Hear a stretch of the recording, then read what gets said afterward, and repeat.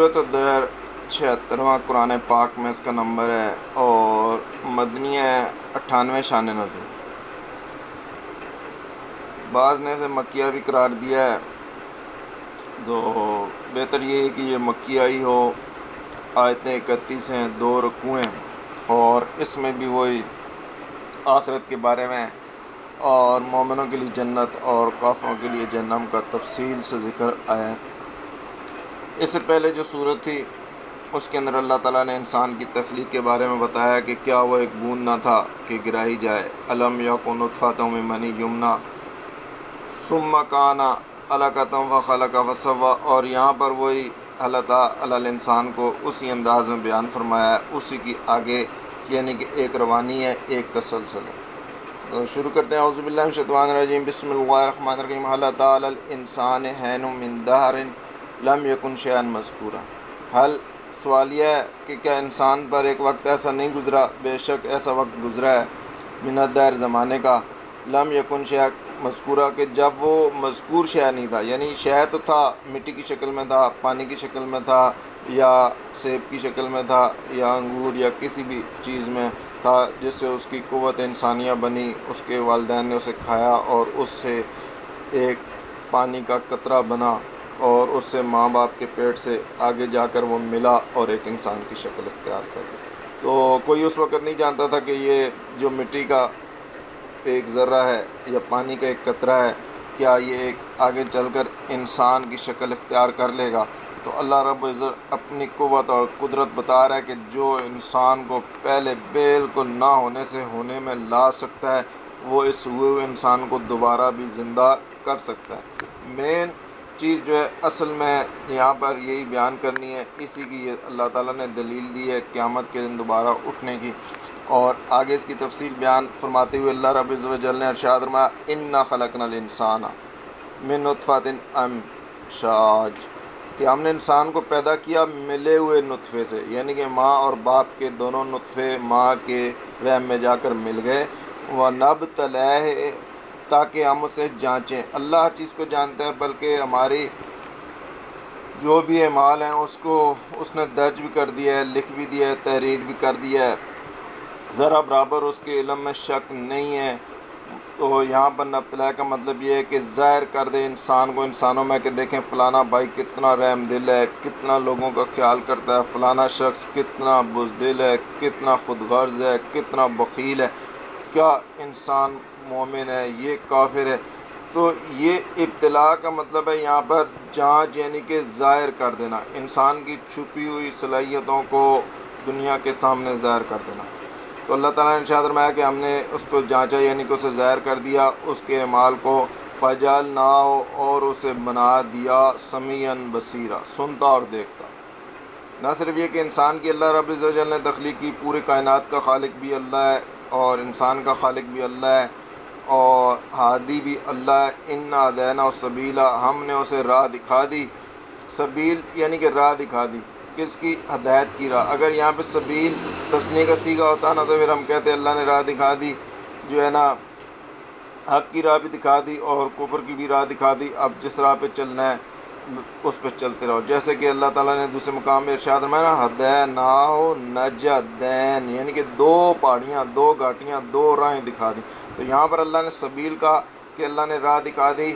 یعنی کہ حق راہ اللہ تعالیٰ نے دکھا دی، توحید کی راہ دکھا دی، قرآن اور سنت کی راہ دکھا دی. اس قرآن کے نزول کے بعد پکا توحید کی راہ اللہ نے بتا دی.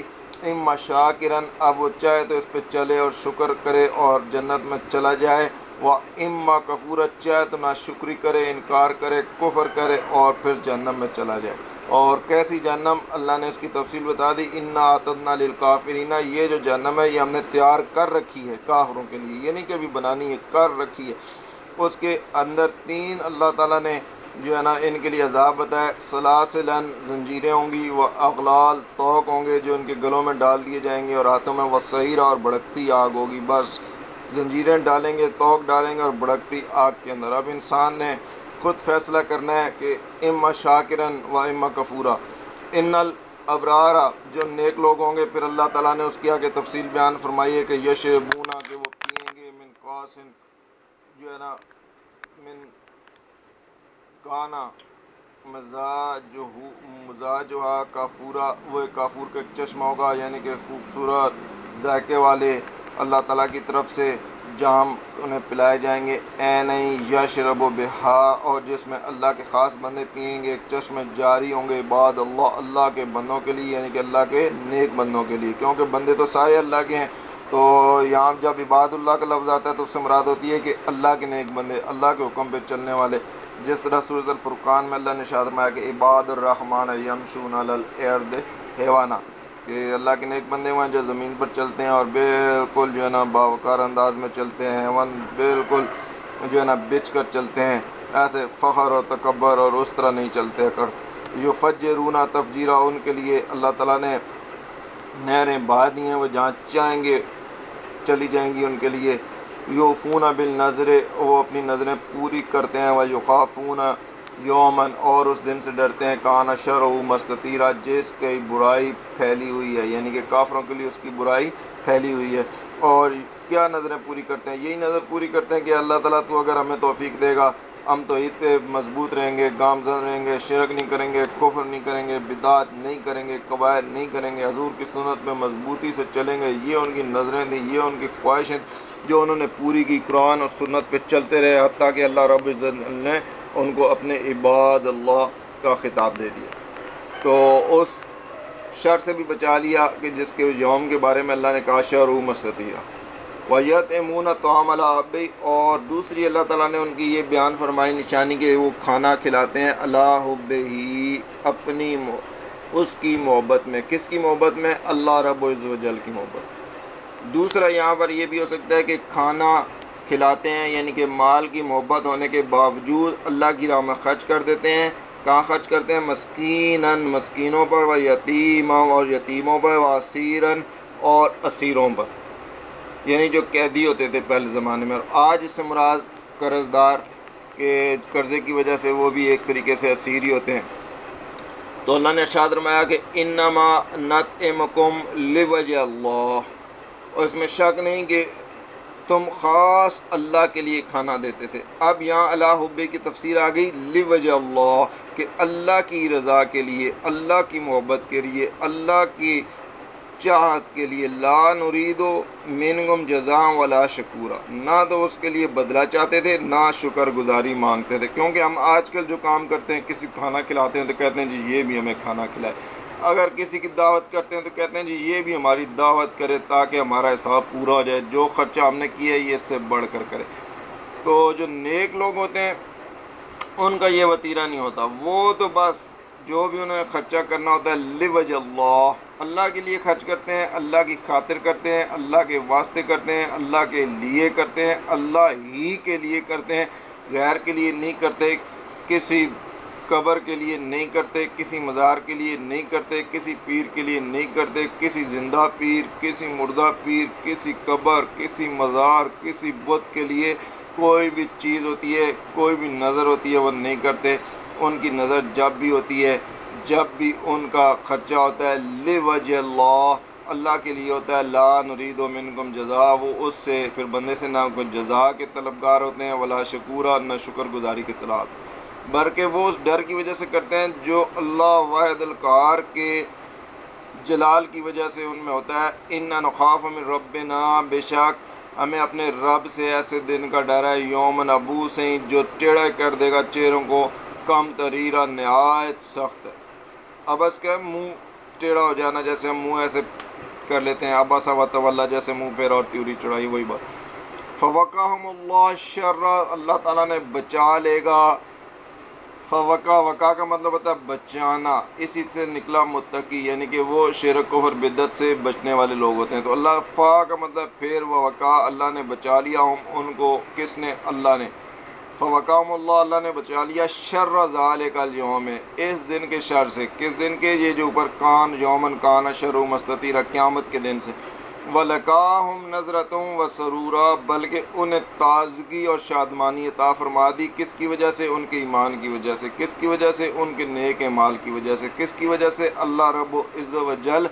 کی خاطر کھانے کھلانے کی وجہ سے، یعنی کہ اللہ کی راہ میں خرچے کرنے کی وجہ سے اللہ تعالیٰ نے انہیں شرک سے بچایا، کفر سے بچایا، بدعات سے بچایا، کبائر سے بچایا، بالآخر جہنم سے بچایا اور جنت میں داخل کر دیا، اور فرمایا وَجَزَاءُهُم بِمَا صَبَرُوا، یہ بدلہ ہے ان کے صبر کا، یعنی کہ جو وہ ڈٹے رہے توحید پر اور شرک اور کفر سے بچے رہے، جنت و حریرہ، جنت اور ریشمی کپڑے، متقین فیہا، جہاں پر وہ بیٹھیں گے، علی الارائک، تکیہ لگائے ہوئے، لا یرون فیہا شمسا ولا زمہریرا، نہ اس میں وہ دھوپ دیکھیں گے نہ اس میں ٹھٹر دیکھیں گے، یعنی کہ آج دنیا میں آپ محنت کرتے ہو، جاتے ہو، تیز دھوپ بھی ہوتی ہے، دوپہر میں آپ کام میں لگے ہوئے ہیں، کوئی کھڈا کھود رہا ہے، کوئی اپنا جو ہے نا سیل میں نہیں کر رہا ہے، کوئی سائیکل پہ جا رہا ہے، کوئی موٹر سائیکل پہ جا رہا ہے، کوئی کار میں بھی اگر جا رہا ہے، دھوپ اسے وہاں پر بھی تنگ کر رہی ہے، ایئر کنڈیشن چلا لیا، چلیں وقتی طور پر جان بچ گئی، مگر جب آپ باہر نکلے پھر وہی حال۔ تو اللہ نے ارشاد فرمایا کہ قیامت کے بعد جو ہے نا یہ چیزیں نہیں ہوں گی، یہ شمس نہیں ہوگا، یہ دھوپ نہیں ہوگی، یہ سردی تیز نہیں ہوگی، وہاں پر ایک نارمل اللہ موسم کر دے گا، وَدَانِيَةً عَلَيْهِمْ ظِلَالُهَا، اور ان پر سائے جھکے ہوں گے، ذُلَّتْ قُطُوفًا تَذْلِيلًا، اور جو گچھے جھکا کر نیچے کر دیے ہوں گے تاکہ وہ آرام سے اسے توڑ لیں۔ اللہ تعالیٰ کی کتنی نعمتیں ہیں، ان کی چاہنے کی طرف توجہ کرنی چاہیے، اسی لیے شرک سے بچنا چاہیے، کفر سے بچنا چاہیے، بدعات سے بچنا چاہیے، کبائر سے بچنا چاہیے، ان نعمتوں کی خواہش کرنی چاہیے۔ وَيُطَافُ عَلَيْهِم بِآنِيَةٍ مِّن فِضَّةٍ وَأَكْوَابٍ وَكَانَتْ قَوَارِيرَا، اور ان پر چاندی کے برتنوں اور کوزوں کا دور ہوگا، وَأَكْوَابٍ كَانَتْ قَوَارِيرَا، اور شیشے کے مسل ہو رہے ہوں گے، قَوَارِيرَ مِن فِضَّةٍ، اور شیشے چاندی کے، قدورا ساقیوں نے انہیں جو ہے نا پورا اندازہ کر رکھا ہوگا، وَيَسْقُونَ فِيهَا كَأْسًا كَانَ مِزَاجُهُ زَنجَبِيلًا، اور ان کو ایسے جام پلائیں گے جن میں ملونی ادرک کی ہوگی۔ پہلے کافور کا ذکر آیا، اب زنجبیل کا بھی ذکر آ گیا، اور عیناً فیہا تسمى سلسبیلا، اور ایک چشمے کا ذکر آ گیا جس کا نام سلسبیل، یعنی کہ چلتا ہوا رواں دواں چشمہ۔ وَيَطُوفُ عَلَيْهِمْ وِلْدَانٌ مُخَلَّدُونَ، اور ان پر خدمت گزار پھریں گے، بچے جو ہوں گے، نوجوان لڑکے ہوں گے، اور مخلدون ہمیشہ، اذا رأیتہم حسبتہم لؤلؤا منثورا، جب تو انہیں دیکھے گا تو سمجھے گا جیسے بکھرے ہوئے موتی ہیں، لؤلؤ منثورا۔ وَإِذَا رَأَیْتَ، اور جب تو انہیں دیکھے گا، ثُمَّ رَأَیْتَ، اور پھر نظر اٹھا کر دیکھے گا، نعیماً، یعنی کہ رب کی نعمتوں کو، وَمُلْکًا کبیرا، اور بڑی سلطنت۔ اللہ رب عز و جل سے دعا ہے کہ اللہ تعالیٰ ہمارے کو یہ بڑی نعیم اور ملکن کبیر ہمیں دکھائے، ہمیں جنت میں داخل کرے، ہمیں جہنم سے بچائے، ہمیں شرک سے بچائے، ہمیں کفر سے بچائے، ہمیں بدعات سے بچائے، ہمیں کبائر سے بچائے، ہمیں نئے نئے فتنوں سے، نئے نئے پیروں سے، نئے نئے مزار پرستی سے، نئی نئی قبر پرستی سے، ان تمام جتنی بھی یہ فتنے ہیں اللہ ہمیں محفوظ رکھ، اور قرآن اور سنت پر ہمیں مضبوط رکھ۔ علیہم سیابن سندس، ان پر جو ہے نا سبز کپڑے ہوں گے، خضر اور استبرق ہوں گے، یعنی کہ برق، یعنی کہ چمکتے ہوئے سے سفید چمکتے ہوئے کپڑے ان کے اوپر ہوں گے، اور والو ساورا، اور وہ جو ہوں گے من فضہ، اور چاندی کے کنگن، وسقاہم، اور انہیں پلایا جائے گا، ربہم، ان کے رب کی طرف سے، کیا شرابن طہورا، پاکیزہ شراب پلائی جائے گی۔ ان ھذا کان لکم جزاء، یہ تمہارا جزا ہے، یہ تمہارا صلہ، وکان سعیکم مشکورا، اور تمہاری محنت کیا ہے، ٹھکانے لگ گئی ہے۔ اِنَّا نَحْنُ نَزَّلْنَا عَلَيْكَ الْقُرْآنَ تَنزِيلًا، اب اللہ رب عز و جل نے اپنے نبی کریم کی طرف خطاب کرتے ہوئے ارشاد فرما دیا کہ ہم نے نازل کیا اس قرآن کو آپ پر ٹھہر ٹھہر کر، آہستہ آہستہ، نجمن نجمن، فاصبر لحکم ربک، اور اپنے رب کے حکم پر صابر رہیں، یعنی کہ توحید کا بیان کرتے رہیں، لا الہ الا کی پکار کرتے رہیں، ولا تطع منہم آثما وکفورا، اور کسی گناہ گار اور ناشکرے کی بات نہیں سننا، کوئی شرک کرنے والا اس کی بات نہیں سننی، کوئی کفر کرنے والا ہے اس کی بات نہیں سننی، کوئی بدعت کرنے والا ہے اس کی بات نہیں سننی، جو بت پرستی کر رہا ہے اس کی بات نہیں سننی، کوئی قبر پرستی کر رہا ہے اس کی بات نہیں سننی، کوئی اللہ کے سوا لات کو پکار رہا ہے اس کی بات نہیں سننی، منات کو پکار رہا ہے اس کی بات نہیں سننی، عزا کو پکار رہا ہے اس کی بات نہیں سننی، انبیاء کو اللہ کا بیٹا قرار دے رہا ہے اس کی بات نہیں سننی، خدا کو ایک کی بجائے دو اور تین قرار دے رہا ہے اس کی بات نہیں سننی، وہ اولیاء کو، حضرت مریم کو اللہ یا اللہ کا اولاد یا اللہ کی بیوی قرار دے رہا ہے، ایسے لوگوں کی بات نہیں سننی، بلکہ واذکر اسم ربک، اور اپنے رب کے نام کا ہی ذکر کرنا ہے، لا الہ کہنا ہے، اللہ کے سوا کوئی معبود نہیں، اسی کو بیان کرنا ہے، بکرۃ وسیلہ، صبح شام اللہ کی توحید کو بیان کرنا ہے، ومن اللیل، اور رات میں بھی فاسجد لہو، اسی کو سجدہ کرنا ہے، کسی غیر کو سجدہ نہیں کرنا۔ واسجد لہو کا مطلب ہے کہ سجدہ صرف اللہ کی ذات کو کرنا ہے۔ آج کل تو ایسے بے وقوف لوگ ہیں جو قبر پہ جا کے سجدہ کر دیں گے، پتھر پہ جا کے سجدہ کر دیں گے، ان کے دروازوں پہ جا کے سجدہ کر دیں گے، اوپر لکھ دیں گے جنت کا دروازہ اور وہ نیچے سجدے کر رہے ہوں گے۔ اللہ رب العزت جو ہے ہمیں بچائے، ہمیں ایسی بدعات سے بچائے، ایسے فتنوں سے بچائے۔ جب بھی سجدہ کرنا ہے فاسجد لہو، اسی کے لیے سجدہ کرنا ہے، اسی کو سجدہ کرنا ہے، اللہ رب العزت جل کو ہی سجدہ کرنا ہے۔ وسبحوا لیلا طویلا، اور رات کو طویل اللہ کی پاکی بیان کرتے رہنا ہے، جب بھی جاگتے رہنا ہے اللہ اللہ کرتے رہنا ہے، سبحان اللہ پڑھتے رہنا ہے، الحمدللہ پڑھتے رہنا ہے، لا الہ الا اللہ کا وظیفہ کرتے رہنا ہے۔ ان ہؤلاء یحبون العاجلہ، یہ لوگ جو ہیں یہ دنیا کی زندگی چاہتے ہیں، کہتے ہیں بس کھاؤ پیو عیاشی کرو مر جانا ہے، اس کے بعد پیچھے جو ہے نا لوگ کھاتے رہیں گے۔ بعض لوگوں کا یہ عقیدہ ہوتا ہے اور وہ کہتے ہیں کہ بس جو ہے نا عیش جو ہے اس کو اختیار کر لو، اس کے بعد یہ دوبارہ یہ زندگی نہیں ملنی۔ بعض لوگ یہ ہوتے ہیں کہ وہ کہتے ہیں کہ بس آخرت میں جو کچھ ہمیں ملے دنیا سے وہ بالکل ہی کنارہ کر جاتے ہیں۔ یہ بھی رہبانیت ہے، یہ بھی غلط ہے، وہ بھی غلط ہے۔ ڈسپلن کے ساتھ رہنا ہے، دنیا کے آسائشوں کو بھی بالکل جائز طریقے سے اختیار کرنا ہے اور اللہ اور اس کے رسول کے حکم کے مطابق زندگی کو گزارنا ہے، نہ ان کو چھوڑنا ہے نہ ان کو چھوڑنا ہے، بلکہ یحبون العاجلہ، بالکل عاجلہ کی محبت بھی نہیں کرنی، ضرورت کے مطابق اس دنیا کو حاصل کرنا ہے اور قیامت کے دن کو یاد رکھنا ہے اور شرک اور کفر بدعات سے بچنا ہے۔ کافر کیا کرتے تھے؟ وہ ان چیزوں کو چھوڑ دیتے تھے، وَيَذْرُونَ، اور وَرَاءَهُمْ يَوْمًا ثَقِيلًا، جو بھاری دن جو قیامت کو اوپر اللہ نے ذکر کیا اس کی طرف توجہ نہیں کرتے تھے، اس کی تیاری نہیں کرتے تھے۔ اسی لیے قرآن اور سنت پہ عمل کرنا ہے، اللہ کی عبادات کرنی ہے، ایمانیات کو مضبوط رکھنا ہے۔ تو اللہ تعالیٰ نے اب دوبارہ وہی بات جہاں سے قرآن کی اس صورت کو شروع کیا تھا کہ ہم خالق ہیں، دوبارہ کہہ رہے ہیں نَحْنُ خَلَقْنَاهُمْ وَشَدَّدْنَا أَسْرَهُمْ،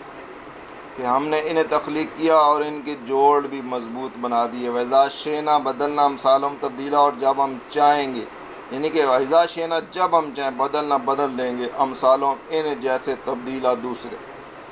تو اللہ تعالیٰ جب چاہے جو چاہے کر سکتا ہے۔ اللہ خالق ہے، اللہ مالک ہے، اللہ رازق ہے، اللہ واحد ہے، اللہ معبود ہے، اللہ ہی سے دعا کرنی ہے، اللہ ہی کو مدد کے لیے پکارنا ہے، مصیبت میں بھی اسی کو پکارنا ہے، بیماری میں بھی اسی کو پکارنا ہے، رزق کے لیے بھی اسی کو پکارنا ہے۔ رازق بھی وہی ہے، خالق بھی وہی ہے، مالک بھی وہی ہے، غوث بھی وہی ہے، داتا بھی وہی ہے، کھوٹیاں کھریاں بھی وہی کرتا ہے اور مصائب کو بھی دور وہی کرتا ہے، مشکل کشائی بھی وہ کرتا ہے، اس کے سوا کوئی معبود نہیں۔ اسی لیے اللہ تعالیٰ نے اس قرآن میں واضح بیان فرما دیا ہے، ان ھذا تذکرہ، یہ ایک تذکرہ ہے، یہ ایک نصیحت ہے، یہ ایک توحید کے بارے میں واضح بیان ہے۔ فمن شاء اتخذ الی ربہ سبیلا، جو چاہے اپنے رب کی طرف راہ لے لے، توحید کی راہ لے لے، قرآن کی راہ لے لے، سنت کی راہ لے لے، رسولوں کے طریقے پہ چلے، صحابہ کے طریقے پہ چلے، اہل بیت کے طریقے پہ چلے۔ اور اللہ تعالیٰ نے پھر یہ بھی بتا دیا وما تشاؤون، اور تم کیا چاہ سکتے ہو، الا ان یشاء اللہ، مگر وہی جو اللہ چاہے، یعنی کہ اگر اللہ چاہے گا تمہیں توفیق دے گا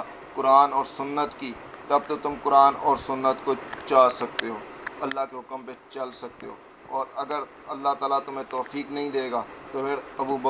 پھر ابو بکر اور عمر اور عثمان غنی کی سیرت پہ نہیں چل سکتے تم، پھر تم نے ابو جہل کے طریقے پہ ہی چلنا ہے۔ تو اللہ تعالیٰ سے دعا کرتے رہنا چاہیے کہ اے اللہ